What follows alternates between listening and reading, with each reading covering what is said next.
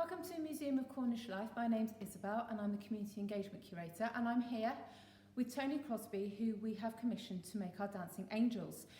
If you've seen our previous films that are on YouTube, you will know that they've come from a wonderful drawing, and then we were talking about wings and how they would move, and little by little they've taken form, and now we're nearly at completion point. These angels have been created for St Michael's Church as part of the Fun Footings project, which has been funded by the Heritage Lottery Fund. So thank you, lottery players, for that. Tony, can you talk us through how you've got to this amazing point with these beautiful angels? Well, the starting point was the stained glass window, so that gave me a sort of framework of what they should look like, and there was a really nice parallel between a picture in glass with the light shining through it and the sculptures we make with the light shining out of them. So it's a really happy sort of really nice subject matter to have. You can see here, this is the framework of one of the angels. You can see the network of little sticks that are all joined together with masking tape, building it up slowly, making sure it's nice and solid and strong. And this is what they then turn into.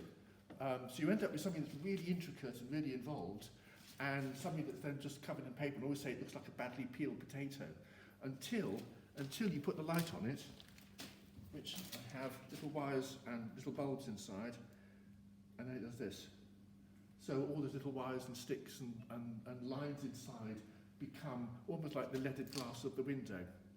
And the bit I'm working on at the moment is actually the embellishment of those of the angels in the window, which have lovely little hints of gold in them. I've got a little picture here I can show you of what my source material is. And that's one of the angels in the window.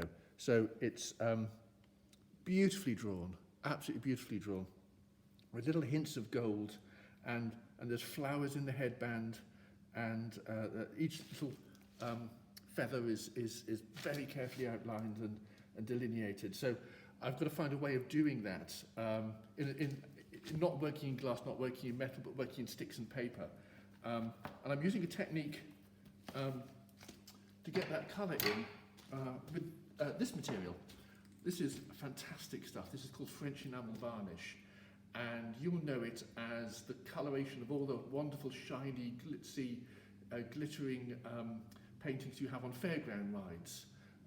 It's also used as a theatrical thing for creating stained glass windows and things like that. So at the moment I'm painting it on. This is gold, and it's a suspension of pigment and I suppose shellac. So it is a varnish. So although that's quite golden-like, it actually goes on in very little thin layers. So at the moment what I'm doing is I'm painting the wings of the angel to get those gold effects on it. And you have to do it by building it up slowly in layers. So at the moment this is looking very canary-like, but actually as I put more on, it will slowly start to darken as the layers build up. And we get that graduation of colour and that lovely gold effect coming through. So that's what I'm working on at the moment, getting that last bit, those last finishing touches. And I can show you what this sort of looks like at the moment, because there's lights inside these wings as well. And I can just put a little light on that. You can see those yellow tips are beginning to shine. So hopefully it will look not unlike or from the same source as the angel windows in the church. So that's where we are at the moment. So, and also there's really practical things, because I've been building inside the museum here. They've been so hospitable and welcoming. But I'm sure they're going to pleased to see me gone soon, having taken over all this space, and we're going to have to exit through those doors, which are smaller than the angels. So the angels actually break down into different pieces to help us get us out through the doors and get them back into the church on their journey south. But on the journey, we want them to be as animated, as engaging, as wonderful as we can make them. So I spent a lot of time actually making sure that the angels do move. So this is a moving hand, so there's quite a lot of expression in that. You can just see little bits of the wiring inside here with the bulbs. And this is going to go to a flower, so it's going to be holding a flower, which will also light up. So as it goes down the street, maybe it will be able to offer a flower to someone. So they'll have a lot of engagement and interaction with the people. So when the time comes, hopefully in the future, that these can come out into the bigger lantern parade we have in Helston, you've got something that's ready to go into the street. It's of a good size and should be very expressive of all the work that's gone into the church.